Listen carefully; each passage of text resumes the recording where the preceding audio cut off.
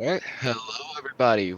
Welcome to this match between Gecko Armageddon and Spawn Point. These are the, I believe, the quarterfinals or the semis between these two teams. It's going to be a best of three, and I am here with Cure. That's how I know him as. Sir, yes, sir. And I apologize if I still sound like a little sleepy. I just woke up not too long ago, so I'm still trying to wake myself up. But I'm actually looking very forward to this. Maybe these two teams can actually wake me up. We do got the draft picks up here. Seems like GSM wants Morgana, Zach, and Caitlyn, while I guess SP are taking um they're taking like I guess a similar approach, would you say? The team Yeah, comp I so mean, far. yeah, I mean they take a support that can keep a hypercarry protected in the Braum. So I do like that kind of defense. But at the same time, having Morgana to be with the Caitlyn, you get the traps down with the binding. So no matter what, both supports are going to be very good for these teams. Like Victor And and Talon are our next bands. I mean, I don't really know about the talent, man, but I guess they just are a little bit afraid, just saying we don't want someone that can get down here in like 5 seconds and take out our Jinx without our Braum knowing. So that's a pretty good ban there. Mordekaiser will also be the next ban along with Silas. So no funny plays with any ult stealing. And the Malphite pick's gonna come out for SP. It looks like they're going for a lot of CC this game. Yeah, I guess when you have a Jinx, if you can get a big ulti with the Malphite, with the rockets from Jinx, it's just going to be a lot of damage being given off. So you have the Malphite, you have the volley, you have the Jinx. No matter what, the damage coming out is going to be massive. But talking about massive, there's a Diana pick now coming in for GSM. Actually, I haven't seen Diana play that much recently. Yeah, Diana's not a pick that we see a whole bunch, but the Diana and the Cho'Gath going to be locked in for GSM. So it looks like they have plans of their own to make sure that if Malphite wants to come in, Diana will also be going in onto that Jinx. And the Ari looks like just being hovered currently. Is that going to be the pick? It will be. So we will have the Ari Diana in the mid lane. Hmm. Right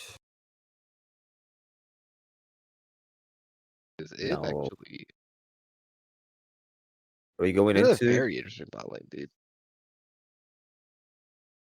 Yeah. These team comps are pretty interesting. Mm, what do you think is going to be the plays for you, or the ideas to team fight for both of these teams?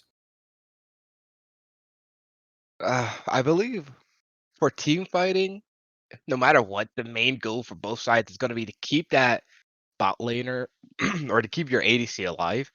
You have the Jinx and you have the Caitlyn. Those two are going to be very powerful come the later stages of the game. But at the same time, when you have a Malphite and a Volibear that would love to go in, you're going to need someone to at least have a counter engage. That's where you have the Diana. That's where you have a Zac who can also just straight up go in. So that will make it a little more scary for the side of Bottom Point if they do decide to pull the engage. They have to make sure that Diana's not not anywhere that she can't be seen because a 5-man ulti is devastating. So 5 to 3-man ultis are very crucial for this Diana. But with an Arya, I mean, they should be able to at least get away for the mid laner. Don't know how it will be for Jinx though. Mhm. And does I can't remember. Does Diana scale harder into late game? than Ari Uh, does? I would say she does because early on, I mean, I say mid game they're kind of even in my eyes because Ari is very powerful, but the same can be said for Diana. But come the later stages, Diana's ulti is more valuable. So if she can land a big time ulti, that's when it's like, well, you can't really do a whole bunch at that point in time. Now you just have to just go ahead and take what you can as Ari. You have to try go in and get a pick, but the Morgana spell shield is going to be uh pretty much countering Ari's charm. Yeah, and also I think Diana get that when she gets into the later stages of the game, she just turns into a one-shot machine for the AD carry. So when you see a Diana coming to you as a Jinx, you're gonna be very, very scared. Yeah, you're going to be terrified. I mean, you have to give Diana the respect anyway. So if Seymour is going to be going Night Harvester, one Q lands come into the later stages, and we might see a full health Jin drop to a quarter health, and she just has to start using that Bluster of her just to try and heal up. But say if Diana just gets a pick onto Jinx, it's over from there because the only one you can really rely on afterward is Ari and maybe Malphite with AP, but who knows? It is interesting. I want to see what it's going to be like after the hyper carriers and both teams are, I guess, put out of the team fight. Because then from there, it's just juggernauts smacking each other. Yeah, it's definitely it's like watching two people play chess. It's just who can make the right moves faster and much more calculated. hmm For sure, for sure. And But, okay, we should be oh, there's a all right, spectator delay. Yeah, man. that's unfortunate. It would give us that. But yeah, how was your night, man? Uh, it was actually pretty decent, I'd say. I haven't played norms in such a long time, so I was able to do some norms with some buds of mine. Uh, quickly realized that the bot lane is not the lane for me. Yeah. I can't play support, I should say. I feel you. I feel you. Yeah, I used to play this game a lot. Then I taking a break currently. Yeah, I mean, really, like I'm usually okay with the support role, but for some reason I just wasn't today. So I play support and I was just like, man, I miss playing like ADC role where I could actually be impactful in any stage of the game, not where like I just happen to show for a quick second and you know Volibear shows up and uses the E on me once and I'm dead. Like what is that? That's kind of messed up, man. Are you saying support players don't have any impact? Well, I'm not saying they have any impact, but I'm just saying, you know, if you're not like like a helicopter or something like a high tier support, I'll just say it. You might as well just forget it. like it, it feels so bad because like I play Leona, I get a big IQ play. I'm like, ah yes, flash, done, and where's the rest of my team? Hello.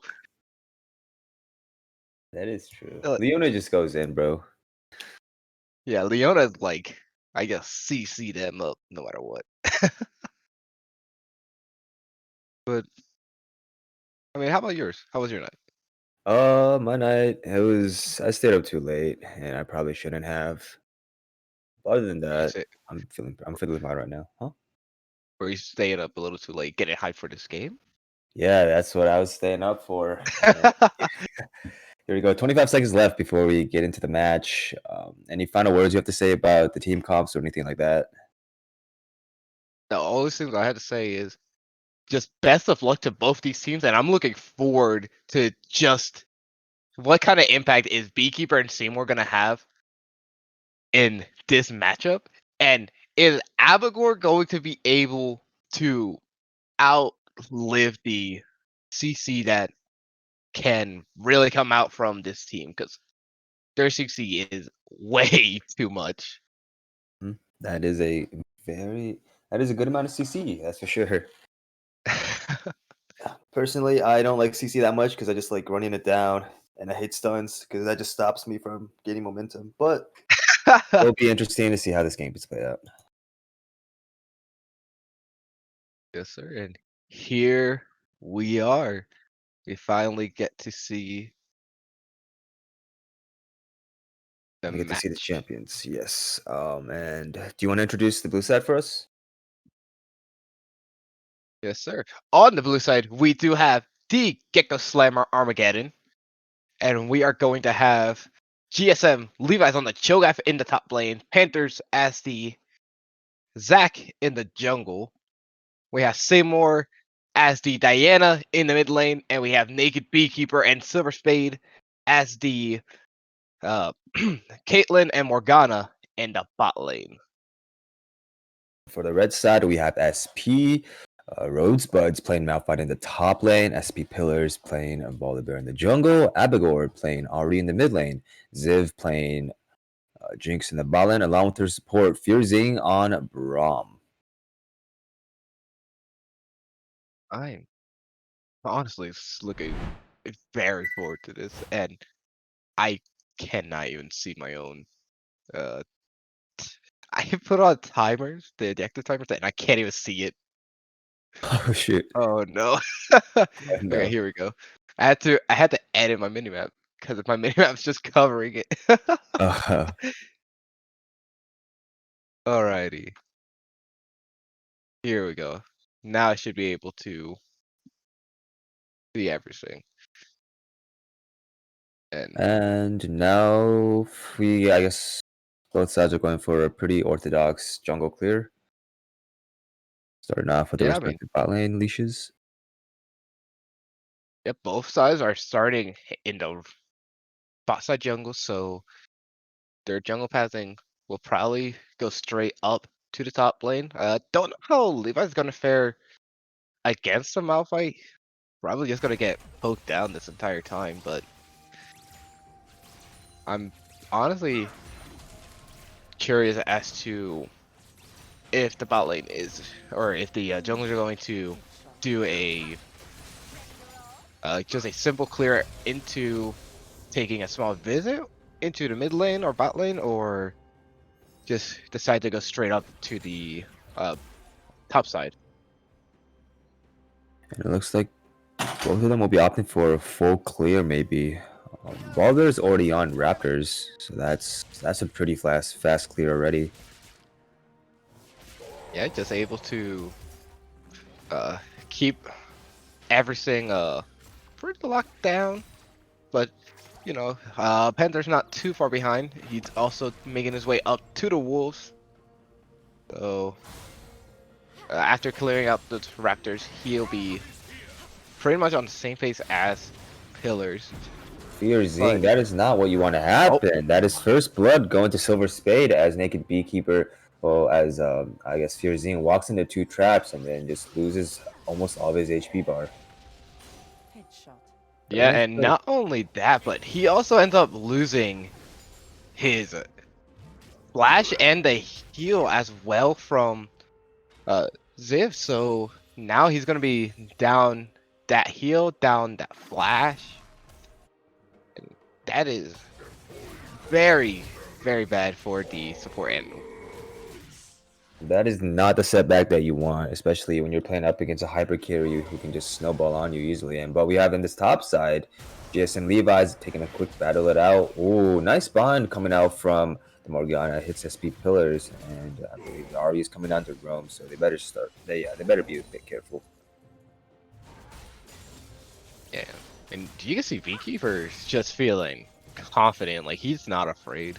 But looks like the visit back is here. Yeah. Never mind. Just as quickly as he visited, he immediately said, "Oh, sorry, wrong lane. My bad."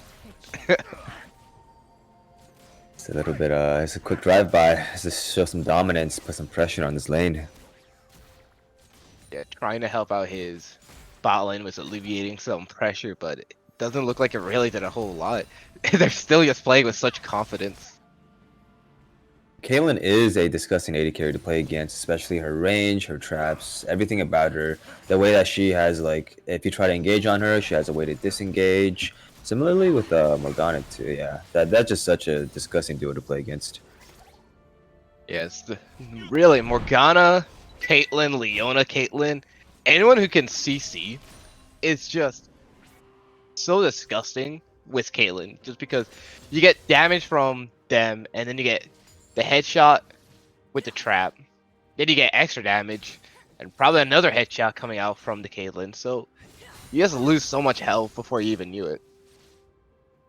And especially how Caitlyn can do like little traps behind the towers where you can't really see them. That little Yeah, gimmick. Yeah. I mean, it just makes it disgusting and even worse if you're like going against a Caitlyn and really anyone with a CC as strong as like Morgana. And yeah, looks like they might be opting for a dragon take right here. Yeah, they are deciding to go for it since the jungler isn't in the area. Silverspade knows about what's happening, but not a whole lot that they can do. Try and steal it, but nice block from Fierzing, and that will give the first dragon over to spawn point. So the next dragon up will be the Cloud Drake, which means that Ocean Drake or Mountain Drake will be the soul. Yeah, first Inferno Dragon goes down pretty free actually. I guess GSM didn't decide to contest it that time. Yeah, deciding that it's not really worth contesting for it. Just go ahead, get levels, and just try and stay ahead. Level wise is better.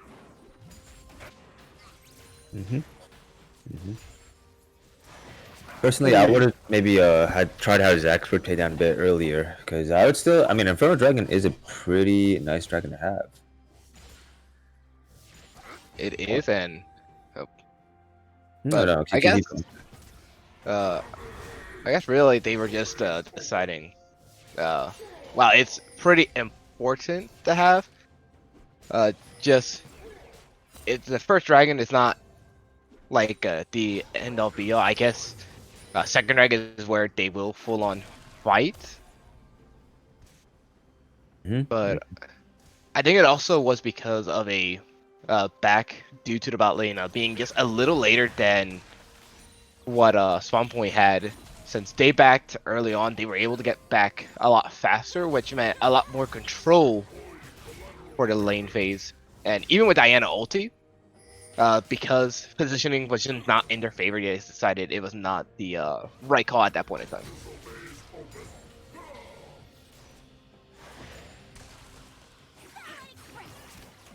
Wait, what are the hotkeys again to show up the timers? I do not know honestly. Shoot, okay.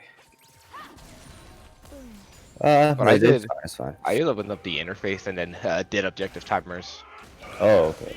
Oh, Okay, here we go. We got a bot lane fight. Fierzing gets rooted down once more. Has to go right back to his 80 kill in order to stay alive. Very nice dodge from Fierzing. Keeps him alive just for, I guess, the remainder of this fight because he will be going back right now. Dodging the very nice kill shot. Looks like Abagor and SP.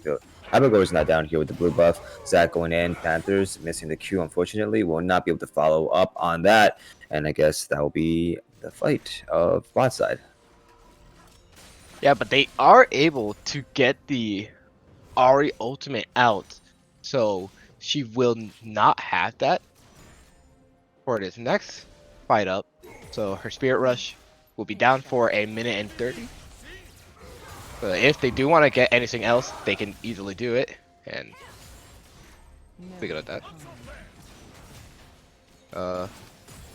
now it looks like Howard's just gonna be giving up since really not a whole lot the bot lane could do. Just able to take free money.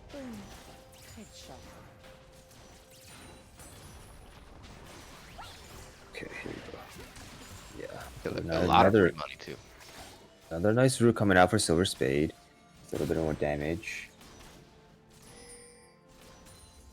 And you can see now Ziv is gonna end up recalling here next, and it looks like the bot side for GSM will follow up on that as well. But with this next dragon being up in a minute, I'm curious if there is going to be a fight over it, or if not. What do you think about that? Do you think there'll be a fight? I would assume, yeah, I would assume so. Both junglers should be trying to get as many dragons as they possibly can, because Soul Point is just something that is so strong that can change team fights. But yeah, I guess Zach right now, he's still at Wolves. I mean, there's still 30 seconds left in the dragon, so that should be fine. But yeah, both junglers should be heading towards the dragon as soon as possible. And you can see right now both junglers are down here. Cho'Gath isn't even making his way down, so you can tell that they do want to indeed go ahead and fight for this.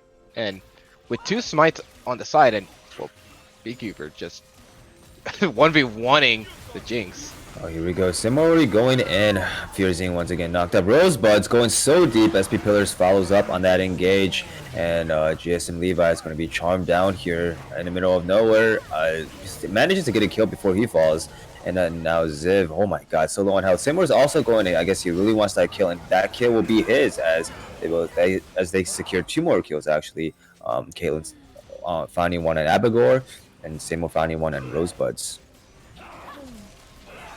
Yeah, and that entire fight, the ADCs were not there for the majority of it, so it really just came down to who could do more damage without the ADC around, and it was very split because Fiercing was on one side with the Jinx, while Avagor was just stuck in the middle trying to get away after Pillars falls, and as you said, GSM Levi's, he ends up falling as well, but Diana, just the amount of guts on Seymour is just insane, and he just full on just said, I can do it. Yeah, yeah. And Flash coming out from Ziv, the respect being given to the Caitlyn. I think that actually almost killed her. The combo from Morgana and all the traps and everything. I think that actually just destroyed her HP bar.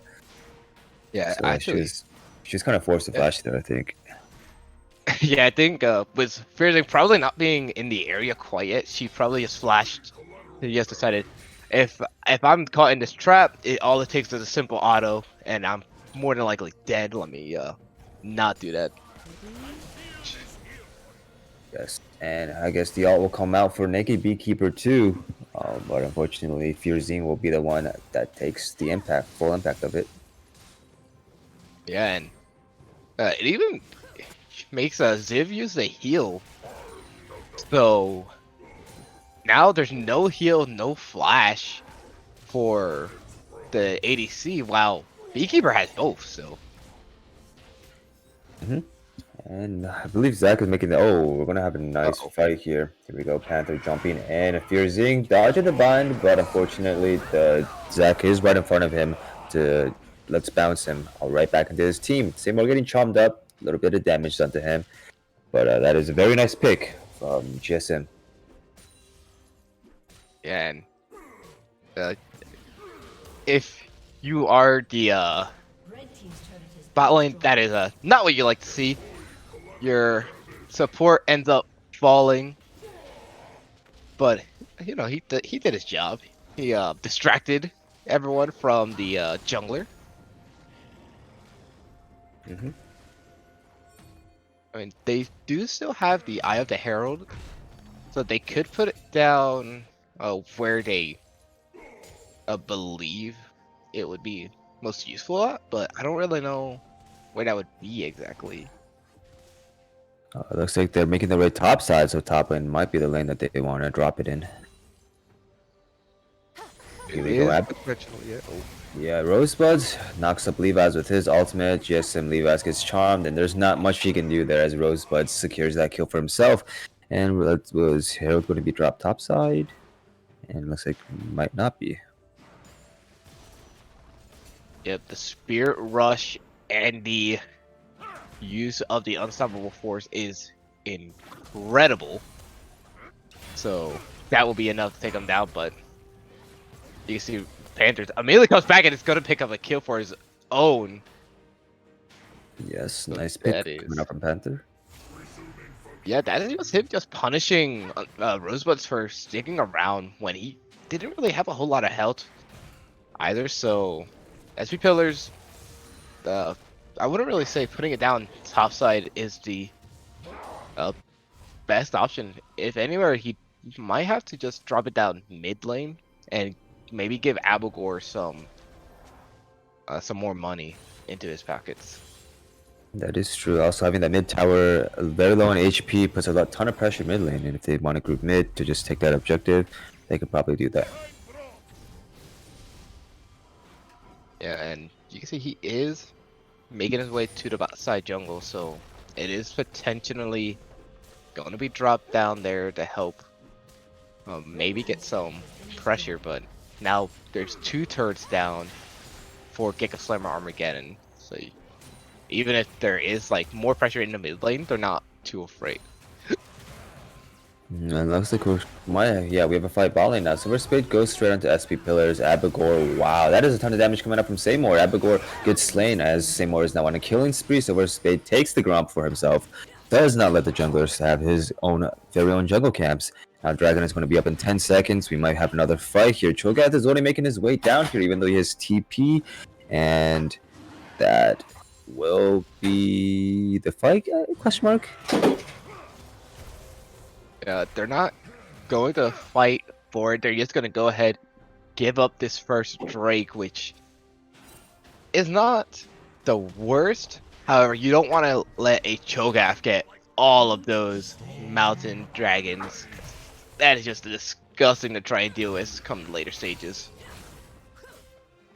Yeah, especially a very thick, huge Cho'Gath after he gets all those stacks. Oh, that's going to be a nice Q landing for Panther. Unfortunately, he's not going to be able to auto tap Fear Zing to connect both of them, and Bear's just going to walk right back into lane casually. Yep, the Super Mega Death Rocket did come out from Jinx, so she won't have that available for a little bit. But other than that, not a whole lot used, but Whoa, Panther is already going in here. He goes straight onto Fear Zing. Fear Zing is quite squishy for being a support, and Panther is just going to take the damage. Oh, huge ultimate from Rosebuds. Catches Naked Beekeeper, which is going to have to flash out of there under the sail. Multiple flashes coming out as Abegor has now joined the fight. Another flash coming out from Rosebuds. Fortunately, with all the flashes coming out from both sides, none of them will be able to get a kill out of each other. and really the good thing that they stopped chasing there, because Seymour was coming in and he had the flash and he has the Moonfall up, so Night Harvester with that Moonfall would have been devastating to really the entirety of Spawn Point. So while they don't get any kills, they are able to at least say like, hey, you can't just tower dive us like you have been doing for, a little bit. No more of that. We can actually fight you, and we will. And that fight was pretty interesting how it started off. It was I guess Panther decided to go balls deep, and he went a little bit too deep as I believe the remaining players of SP decided to just regroup and just take the fight back into their hands. Yeah. And don't worry, Levi's. None of us saw that munch. Your munch is safe and sound. We promise.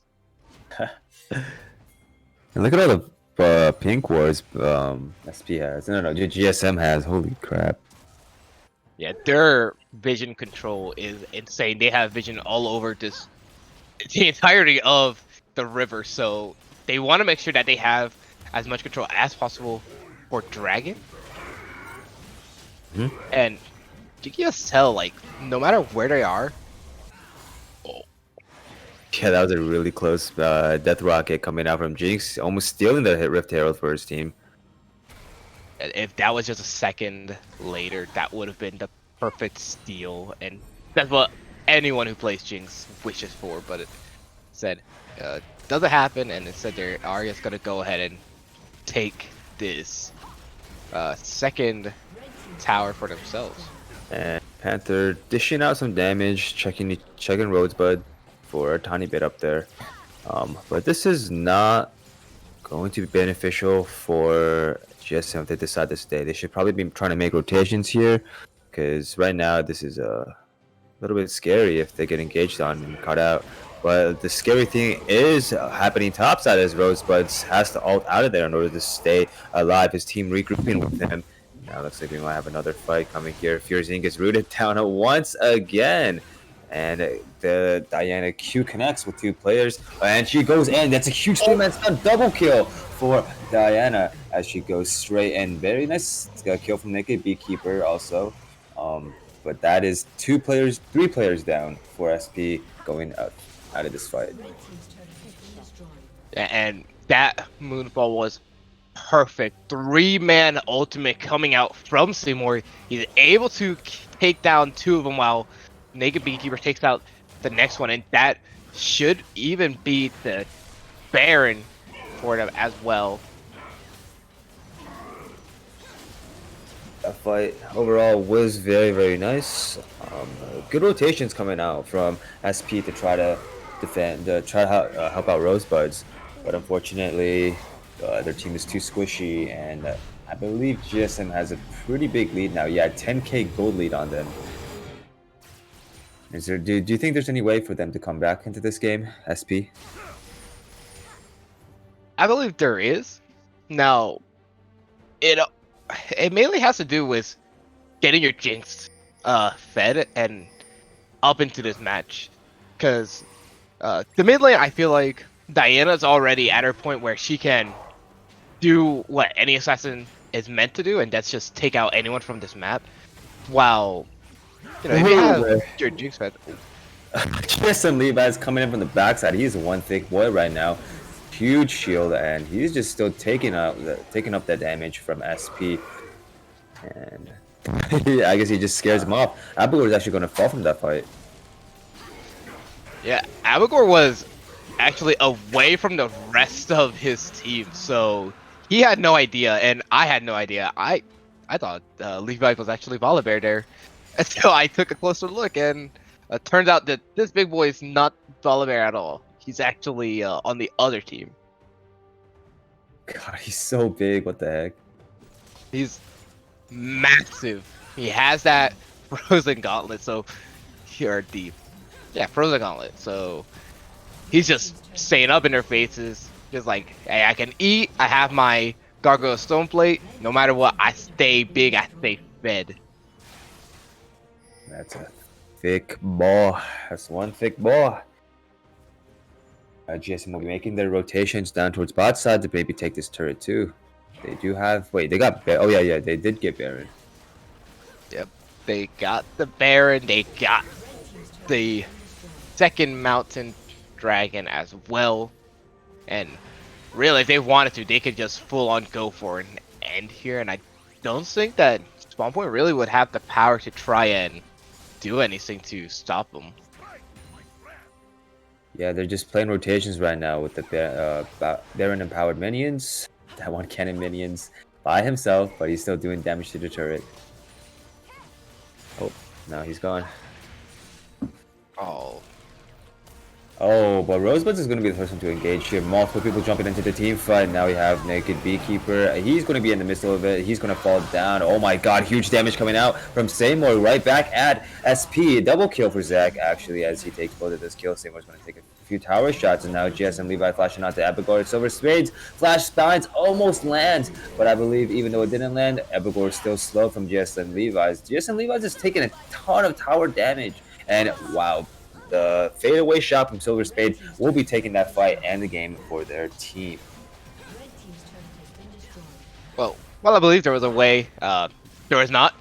That will be the first match between GSM and Spawn Point going to the side of GSM.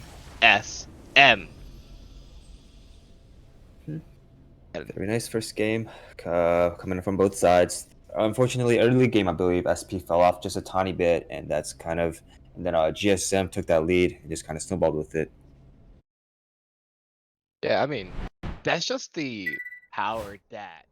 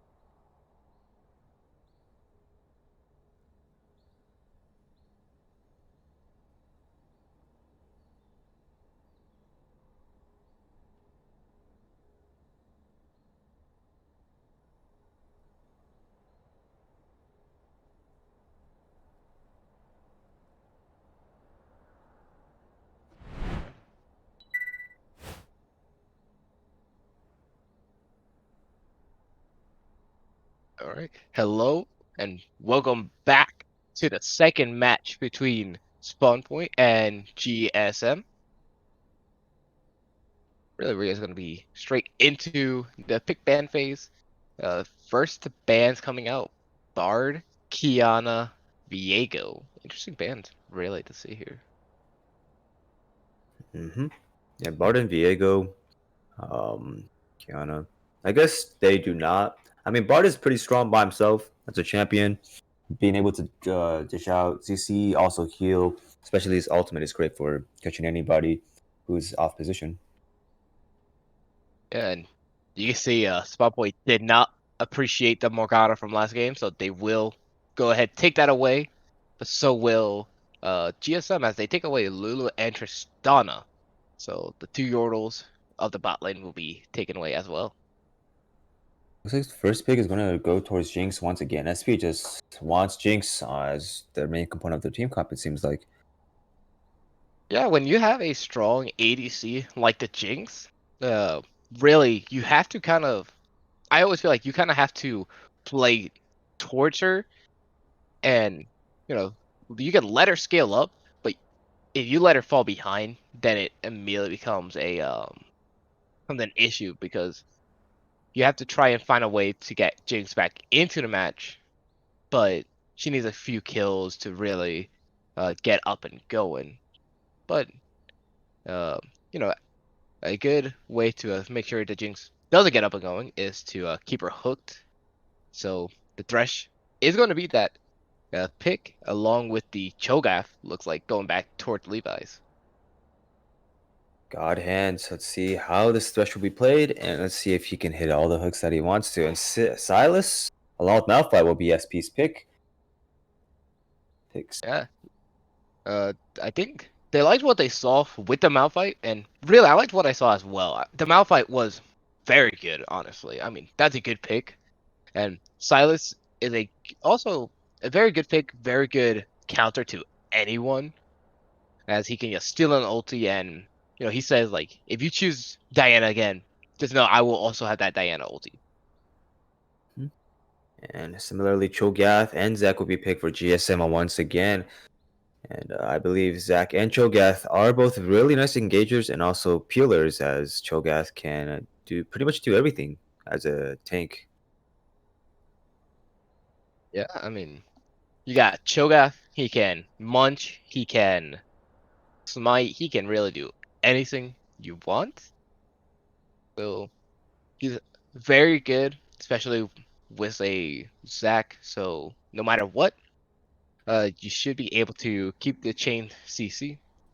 You can see for the junglers, jungler being targeted by GSM, they do take away the Volibear, but Spawn Point ends up taking away the Diana from Seymour. Yeah, the Diana from last game was pretty disgusting. The amount of damage she did, the multi champion ultimates. Very nice plays coming up from Zaymore on that Diana.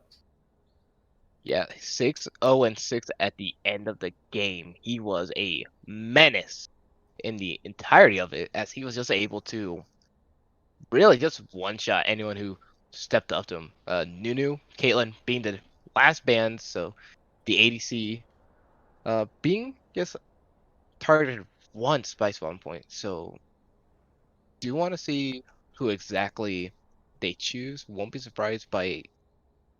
Okay, well, they do go ahead and just decide to pick up the mid laner, which is the Corki. Pretty good pick, actually. Huh? Koki's also one of those champions where you really can't build anything against him, because if you build armor, he just has AP damage, and if you build AP, I believe he has attack damage. I can't remember if Koki does true damage.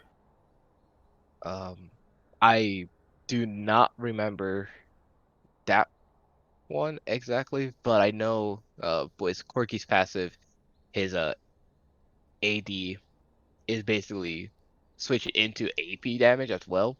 So really, you know, he does a lot of damage. You build, and as you said, you build armor, he does AP. You build AP, well, he has AD. So no matter what, you kind of just can't really counterplay him other than just keep sending him back to the gray screen. And Or you just CC him with a Hecarim and Tark. That also works.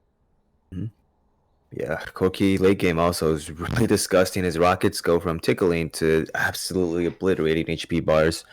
And yeah, he had Tarek and Hecarim, both very interesting champions. I guess they are opting for a more rundown kind of comp for this game, as having those Tarek ultimates to make people invulnerable as they just run in. That's going to be very nice. And Zaya is going to be the last pick for GSM.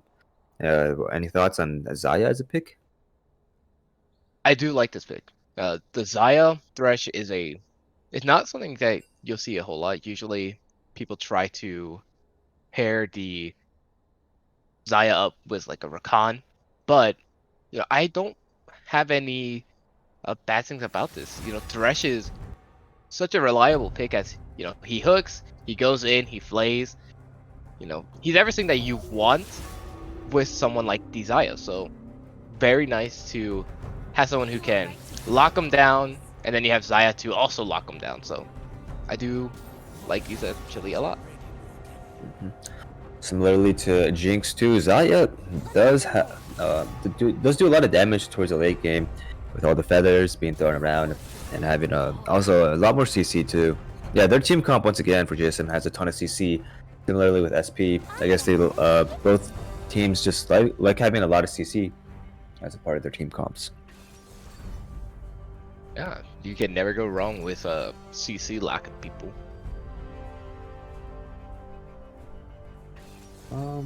Give me 1 second. Yep. Both team comps. Both team comps are pretty normal, I guess. SP opting for a rundown, like I said, and GSM still opting for like a tank, like a front line, and also having their back lines dishing out the damage.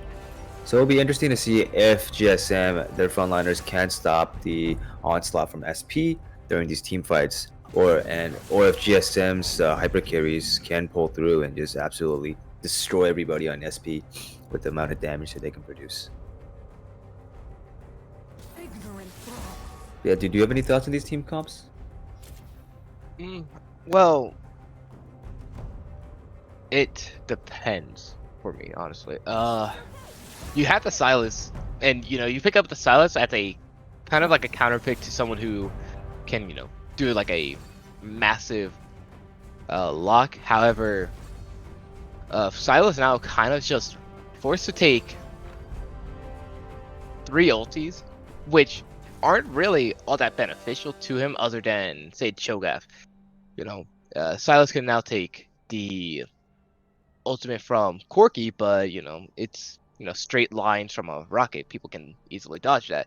Yeah, he can take the ulti from Zaya, but he's probably gonna use that more as a way to escape more than a way to engage. And then you have the ultimate coming out from the Cho'Gath, which he has infinitely munches, and that's really all he can do from that point.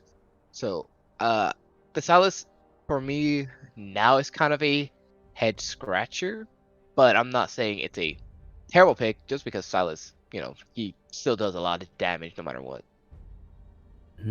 Silas as a champion on its own is able to do I mean, yeah, I guess he is able to do a lot of damage as an AP assassin, being able to also CC lock onto anybody, and it's just also a menace to lane against because his ability to wave clear and also just take fights or take trades, it's pretty disgusting. Yep, and now we will be waiting. We will have the 3-minute delay here. So while we go ahead and wait for that, uh, we can really just talk about where the advantages will lie for both sides. We have Zaya, who is more of a later stage of the game champion, but I'd say once it gets to mid to later stage, that's when her and Corky are going to be doing so much damage. So you just cannot allow those two to get to that point before your Jinx does, or I think we might have a kind of a outcome sort of similar to the last match. Yeah, for sure. Last match, depends on who snowballs though, because both teams can snowball pretty hard. as they both have. I mean, yeah, Silas when he gets fed, that guy just destroys things. Hakurim also does so much damage. Malphite when he's fed too, his ultimate's going to be taking away HP bars. That's for sure. Um, but yeah, similarly, Corki and Zaya, if those guys get snowballed, it's just pretty much GG. Yeah, and what also hurt Spawn Point last game was the Jinx not really coming online. Jinx was 0-0-0 for the longest time, and you just cannot have your ADC having no kills or no assists for such a long extended period and expect to win a game like that. Your Jinx needs to try and get something to get ahead on, and she just never was able to. And I think they have to play towards this Jinx in this match if they really want to get something going. Because if it's just a even match between Zaya and between Jinx, I'm taking Zaya every day. But if it's a match where Jinx has a small lead over Zaya, then absolutely the Jinx is going to be shredding through anything that the rest of the team is going to be putting out. Mm-hmm. But I don't know about Jinx and Tarek combo though. It might be a little bit because I feel like Tarek is somebody who relies on having an AD carry that can go in as soon as he has a stun up. But once again, Tarek also has a ton of utility that can help. That can help win lane. But yeah, I just haven't seen a Jinx Tarek combo in a while. Yeah, the Sarx um isn't something I'm too fond of with Jinx. However, I can see why you do go with it. Say if they do go ahead and decide to try and make something happen bot lane, you have the CC, so you have the ultimate that will keep your ADC alive and you as well. So I can see why they do go ahead and go with the Tark. You got some healing, you got some shielding, you got some CC and shield and staying alive availability for these two teams. And here we go, getting ready to hop into the game. Got any final thoughts on what do you think is going to happen this game? Only thing that I believe is going to happen is that we're going to be seeing a matchup that we didn't see like last time. So I do want to see just what exactly both teams are going to be able to do here, and if both teams can uh do just a little bit different on what their game plan was from last game, since there isn't the same amount of burst that there was for the side of GSM. But I am loving that Corki skin though. The The puffer. Corgi. Oh. No, anytime I play Corgi, it's just for me. I believe I was watching G2. I think someone was from G2 and they were playing Corgi, and they were doing the butt wiggle. No. This was in the LCS. They were doing the butt wiggle for Corgi, just in the middle of the lane towards double lift, and it was just the funniest thing I had ever seen. Oh yeah, I think I remember that clip. Just a ton of a ton of BM. I love that little butt shake though. It's if you can get a kill and then you just butt shake over your opponent's dead body, you know they're going to be tilted. But Yeah, yeah. I mean, I mean, when you play Corgi, you have to. It's just like if you have the Corgi, you have to do the butt wiggle at some point in time, and that's just the unofficial rule of playing Corgi. Yes, sir. And I You can really believe. see Baker making something happen here. And Panther's going to be going in here with his E ability, flings himself into the fight. And wait, Asami, are you Asami What? again? Oh, okay. Wait, are you play by play or are you? Uh, yeah. Okay. Just making sure. Yeah, I'll be honest, I kind of forgot to. Okay. No worries. Yeah, for this game, we are swapping play-by-play and color caster. So I'll be the color caster for this game, and Asami will be the play-by-play. And now we have, I guess, once again, both junglers are going for full clears as they do want to be strong enough to gank, have the levels that they need when they gank, and also being able to take objectives. So far, nothing much, but bot lane is pushed in quite far, so if Hecarim wants to head down here before a fight, also top lane is also slowly getting pushed down. Fearzing going to get his HP bar chunked. Yeah, I don't think the junglers will exactly go ahead and take a visit for the bot lane for a little bit since we did see Panther early on go for the gank, and that already forced Pillars to come over and try and help out just a little bit just by showing up on the map, and you get to see the that Hecarim is gonna try and contest the scuttle. Oh. That's That is feels bad. heartbreaking. That's like the biggest heartbreak for any jungler. You get there, you see the scuttle, you start running to it, only for the Zac to smash you into it and take it for himself. And the fact that it was at 1 HP for so long. That was unfortunate. Oh, Silverspike does have to be a little careful here. He was a little low, but the trade now going to be a little more favorable since Fearzing is going to take just as much damage. Rosebuds also quite low on HP. Well, junglers, once again, I guess they're going to be duking it out at this bottom. Scuttle Crab now. Let's see. Ooh, Smite coming out, I believe, Pillars was the one who gets it, but Pillars is the one who's going to fall because of it. First blood. Oh, my bad. My bad. Don't worry. Hey, you covered it super well. As you said, the first blood is taken there by the side of GSM, who punished the Hecarim for just coming in. Just out of nowhere, he decides to go. He's like, I can get away. I can get away. Only issue, you don't have flash, so you're not as safe as you believe you are. No flash, and SP Pillars will take the brunt of that as he now allows GSM to take that dragon pretty much for free. Yeah, that'll be the first dragon taken up for GSM on this red side. So, Seymour actually had to flash there.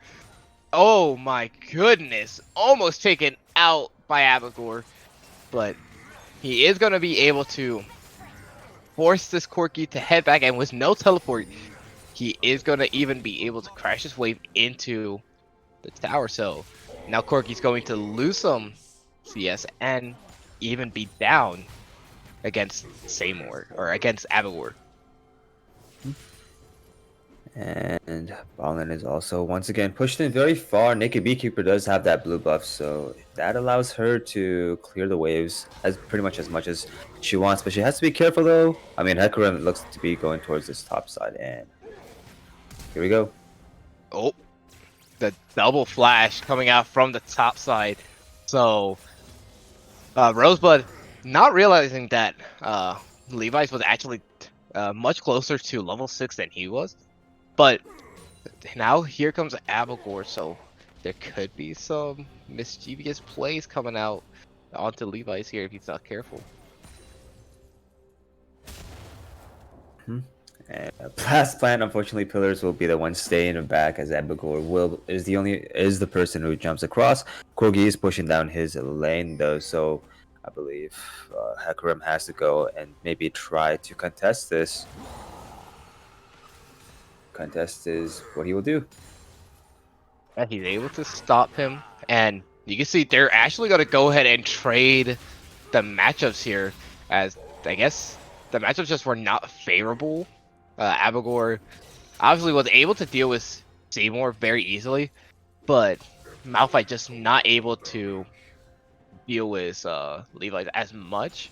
So they just decide, let's go ahead, switch the lane so that these are much more to how we want it to be. Swapping lanes.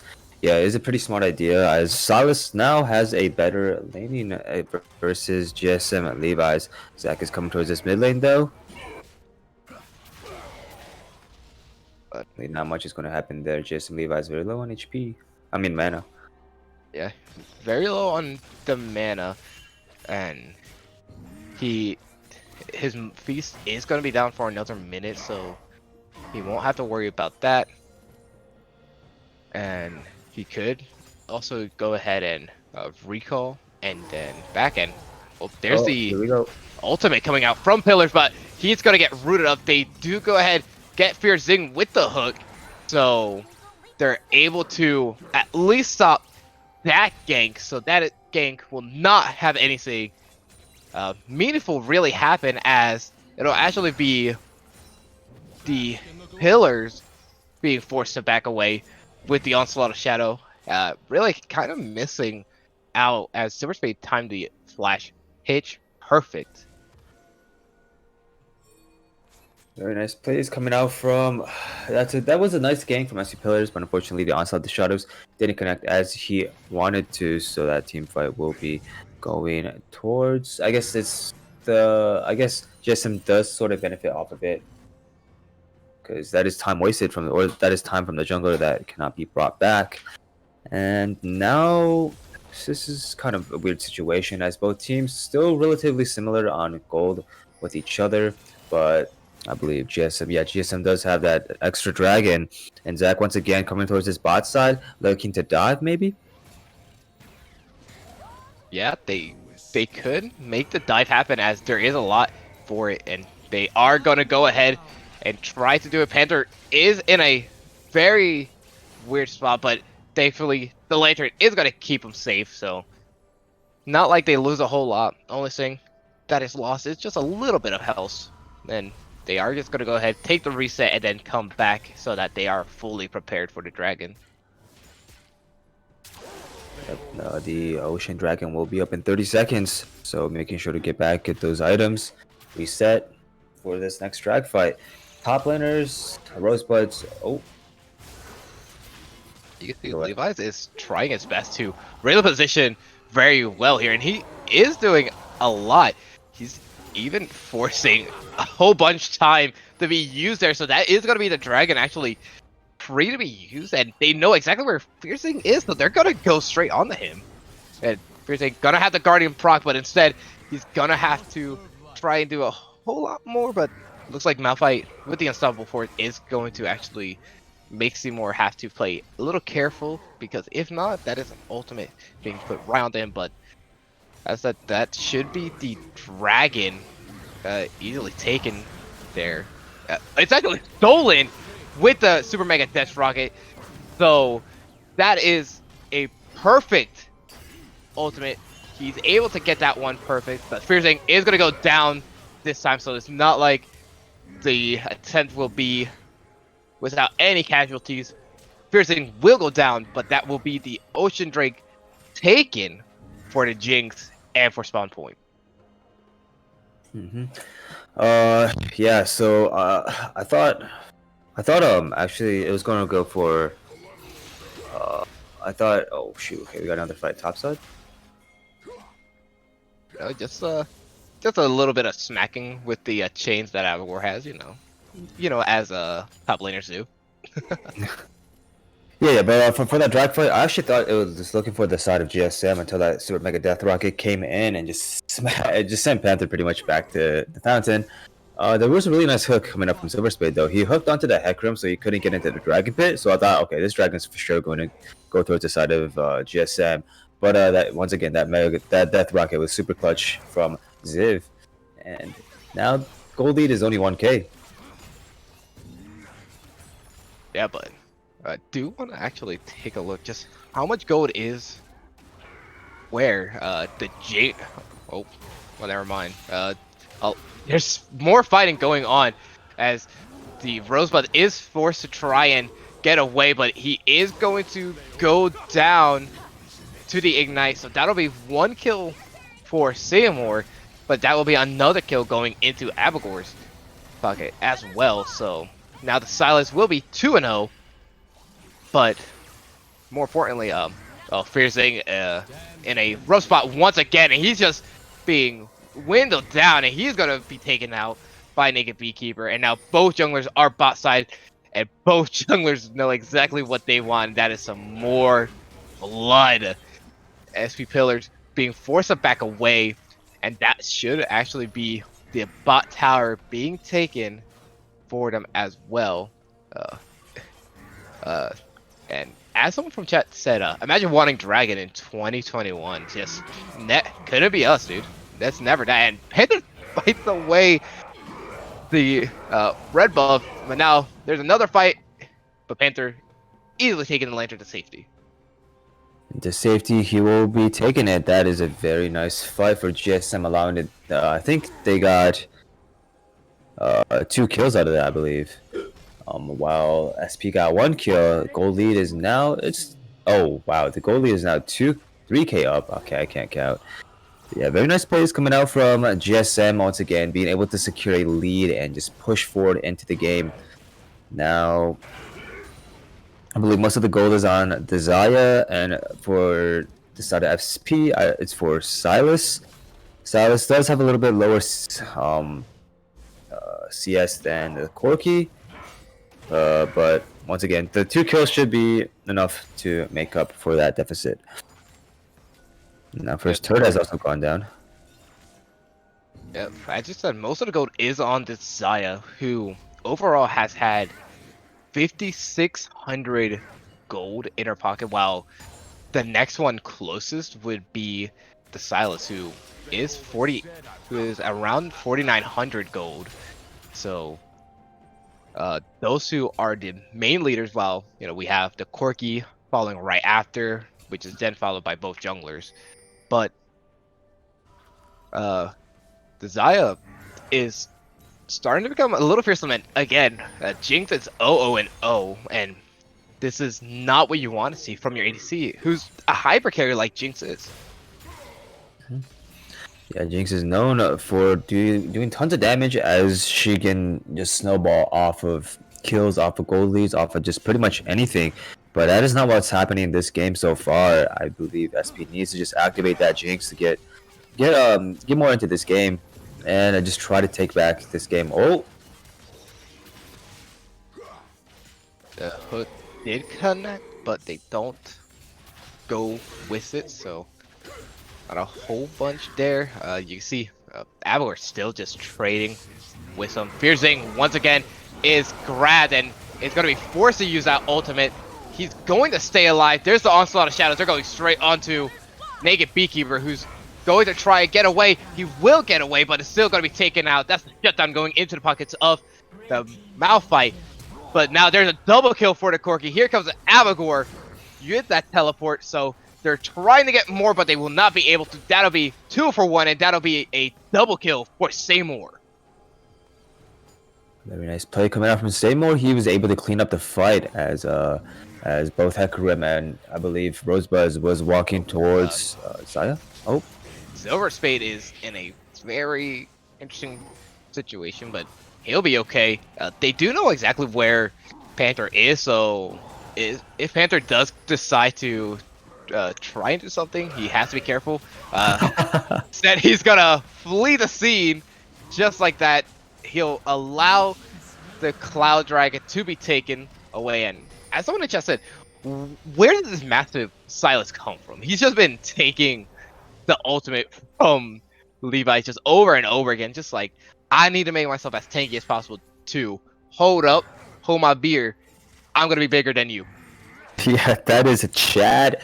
That is a very very big, very thick Silas right there. Oh my god, look how big he is. Yeah, he is big boy. He is massive, but they do have to be a little on the careful side, because even though he is massive, there's still 2 shredders on the other side that can easily take out the Silas if he's just a little too big. Yeah, if he's a little bit too aggressive, he will get punished by both Xayah and Corki. Surprisingly, we haven't seen Rift Hail get taken this game just yet. So it looks like they might opt to maybe take a fight around that. Yeah, actually, I don't even think they're wanting it. Kind of looks like they're just deciding that Herald's just not what we need for this game. Oh. Um, Silver Spade is in a rough spot here, so he's trying to get away, but instead, Rosebud is being taken out so much, and he's forced to use the ultimate. There's a Super Mega Death Rocket, while Mega Beekeeper just takes down the health of Fierce Zing, so the Unstoppable Force is used Mega Death Rocket as well to try and help with getting rid of the rest of the team, but instead that is going to be that mid tower, and with everyone showing up in this mid lane, that should be Levi's being able to take out top lane turret as well. So that should be all outer turrets being taken out for the side of spawn point. Mm-hmm. Yeah, once again, the multiple turrets are all the turrets are still up for GSM, so this is going to add on to the gold lead that they have, 30k as opposed to 26k, 4k gold lead. Now most of the gold has gone into the Corki as he's been able to just take kills during these fights and slowly being able to just scale up and become the destroyer that Corki is known for.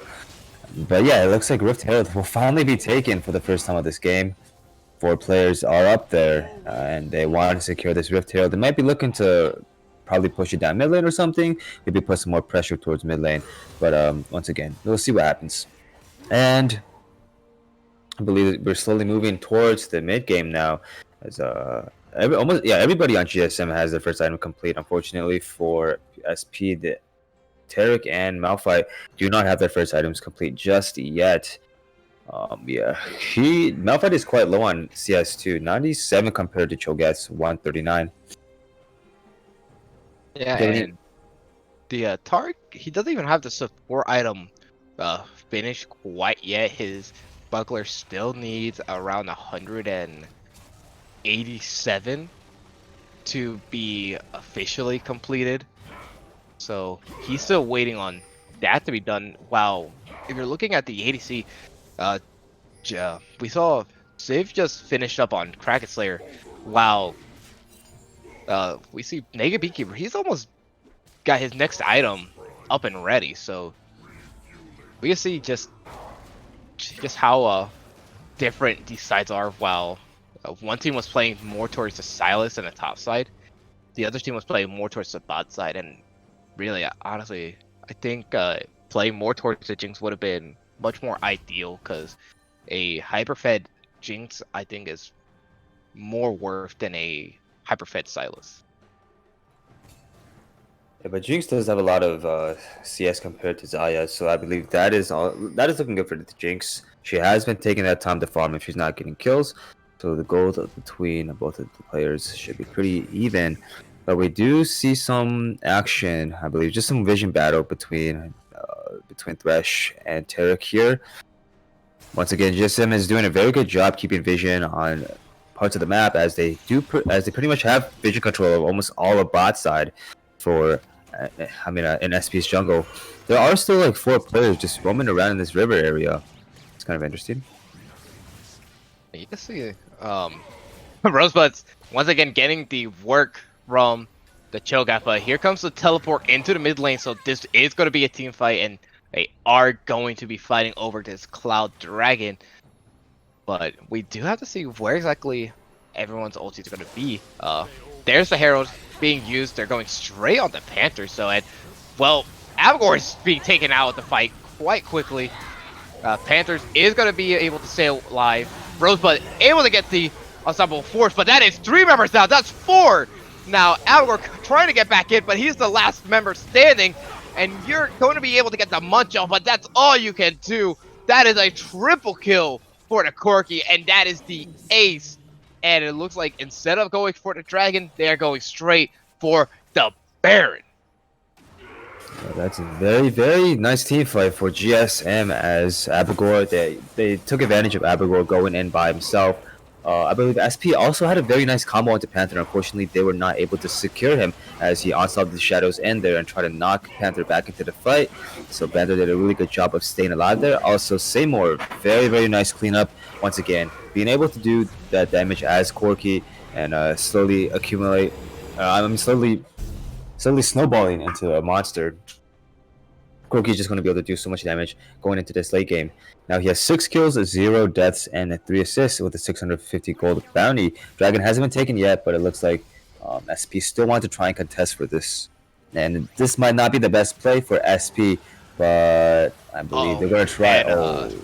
Save is immediately grabbed. The Guardian is going to be proc, but Seymour is godlike. 7-0-3, and that should be the Dragon. Easy pickings now, as they've just stepped up a little too much. Not thinking that Silver Spade was going to go for a hook there, but now the Jinx is 0-3-0. The Corki 7-0-3, and the Xayah is 2-1-7. And as someone in the chat said, there, it looks like this is going to be the biggest mountain in the world, and this could be over here. Just because the Jinx is just so far ahead, and that's who you need to be up and running right now.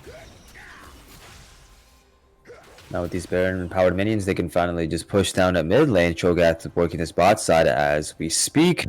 And this game is looking very, very bad for SP as they don't really... Oh, more rotations are coming through for, I believe, all of them are just going to head towards his bot side now.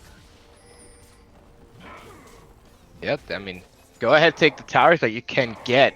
And you know that they have to play very careful here. The Jinx is so far behind, still an item behind of Naked Beekeeper and behind Seymour as well, so they have to be extremely careful. They cannot let themselves get baited into a fight, because, you know, as I said, well, Ziv just being shown the might of Seymour, forced to go back to spawn to heal up. And Abagor, he is gonna get hooked down.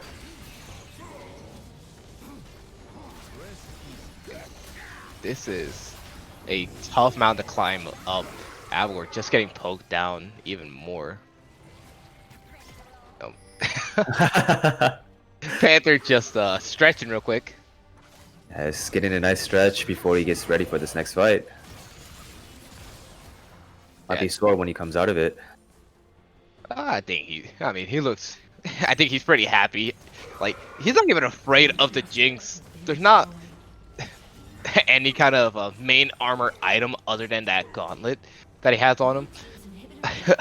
Other than that Frostfire, he's just like, look, I just think Spirit Visage at this point. Like, Yeah. they're focusing on getting the Silas fed, so I don't have to worry about the Jinx. That's basically what he's saying. He's showing disrespect to the Jinx by not even having any armor item until now with that Bramble Vest. Yeah, that is straight disrespect right there, and he won't get punished for it anymore because that Bramble Vest is really, really strong. It's also strong against Silas too, as he has to auto attack him sometime during the team fight. So now Silas will have a tough time healing up in these team fights. That is going to be an inhibitor then, though. Not much that SP can do from the Baron powered minions as they just kind of ran it down. Now this allows GSM to once again go back and solidify their lead. So it's going to be looking pretty tough for SP to come back here. They both do have 2 dragons on each side, but if SP can secure this Cloud Dragon, this Cloud Point Soul, I believe, then the game could go favorably for them. Yeah, and you can see the Last Whisper in the pockets of Beekeeper now, and there's a massive lead, a 9k gold lead currently for the side of GSM, and if they want to close out this game, they easily could with a pick, so they have to be, or the side of Spawn Point has to be very careful because one pick could easily determine the game. I believe Abagor's looking a little bit... Oh my god, he's so thick now. That's the only ulti he can really take at this point. He's only taking Levi's. He hasn't taken anyone else's other than Levi's ultis for the entirety of the match. And that's the only one that he's really saying it's useful for him. And he's just trying to tank up with that while also getting items that can do damage. But we saw with the last team fight, like, if he goes in recklessly like he did last time, like, he's punished hard for it. So he has to be very careful now. But he is slowly and surely snowballing with his HP slowly increasing over time. But Seymour and Naked Beekeeper are just two champions that are known to obliterate HP bars. And a dragon will be coming up in 20 seconds here, so we might see another fight coming out from both sides. Yeah, Avapor was over 3k health. It's something I thought I'd never see. I think he has the most health in the game. Other than no, he does. He has the most health in the game so far, with 30 with 3.4k health, and they're not even trying to contest it. They're just giving up this dragon. Another cloud dragon goes towards GSM, which gives them soul, which now puts them in good position to grab soul point. Baron is also coming up in 1 second here, so they can also look to fight for that too if they want to. Yep, the package is in. Like Seymour could easily use it. Then Super Mega Death Rocket is used, is caught by Seymour, and Bayari is gonna go ahead take this Baron for free. I mean, this is as free as it could get. Jinx in the bot side, they're not. They know they're in no position at all to try and even contest, so they're just gonna try and get a little bit more, but a little more of a lead. The Jinx has the Runeans, so maybe with her farming up, she could do some more shredding. But with the Baron empowered minions, it could also be tough. Tough to say the least. And now, once again, we have seen very nice rotations coming up from GSM. Once they have these Baron empowered minions, they just take down turrets for themselves. Have a core looking even bigger. Jesus. He has feasted on 5 minions and 3 champions. He is over 3.5k health. He's a one huge boy, and one huge. Hopefully, this one huge boy can do damage now, as he needs to just step up for his team. Ooh, very close hook from Silver Spade. Yeah, you see, inhibitor is gonna be up soon in that bot side, so they are being careful. Now, Abelgor did go in a little bit. SP Pillars, you can see he wants to try and get a good onslaught of shadows, but it's so tough. They get Rosebud, who immediately flashes away. And Silverspade doing good with these hooks. I mean, more hooks the better. SP does have. Levi's is just protecting that one minion. Levi's is just like, I gotta keep it protected. There's the pick. There's the tower. SP Pillars has to run away now. And Rosebud not even able to get the Unstoppable Force out since he flashed earlier. So that will be Redemption used. And now they're going to go ahead take 2 inhibitors, and potentially they could also go ahead and just go for an end here. And it looks like that's what they are going to try and do. Yeah, the minions are rolling in now. But the Baron buff, this will be tough for SP to defend. Yep, and you can see they're doing as much as they possibly can to hold off. Here comes Rosebuds, and everyone's grouped up, so Rosebuds will hit the Unstoppable Force on the Naked Beekeeper. Seymour is legendary, taking out one. There's another one. Rosebuds will take out, or Rosebuds is taken out by Zach. Silence is taken out, and that will be GG's, and that will be the first match of the day. It is a best of 3. That will be GSM closing it out 2-0. 2-0. Very nice play coming out from GSM. Once again, we've seen them take that take that lead and just snowball off of it very hard, making sure to not throw the game at almost pretty much every point. Being able to also extend that lead allows them to just take these team fights, make good rotations, take barons, take objectives together, which led them to winning this game. Yeah, and really, the only thing I have to say is, like, I do wish for Spawn Point, like, they did play more towards the side of the ADC, because they didn't really play towards Jinx at all. If you have a hyper carry like Jinx, you have to play towards her.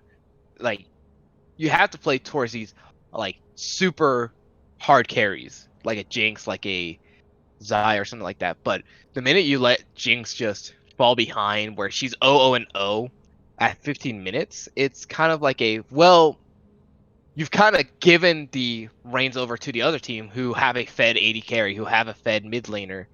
So like you have the Silas, but that was like the only main source of damage for the side of Spawn Point.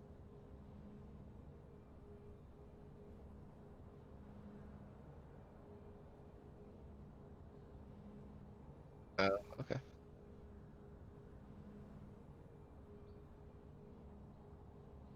Okay. Yeah, that will be our matchup here, and the next match will be at 3 o'clock. That is when we will be back. So, is there any things you have to say about the or any final words about these two teams? Just GG's to both teams. Very well played from both sides here. GSM will be the one to close out the best of three, but it was also very well played from SP. They did their best to try to come back from these games, but GSM just played it very, very well too. And yeah, that's all I want to say.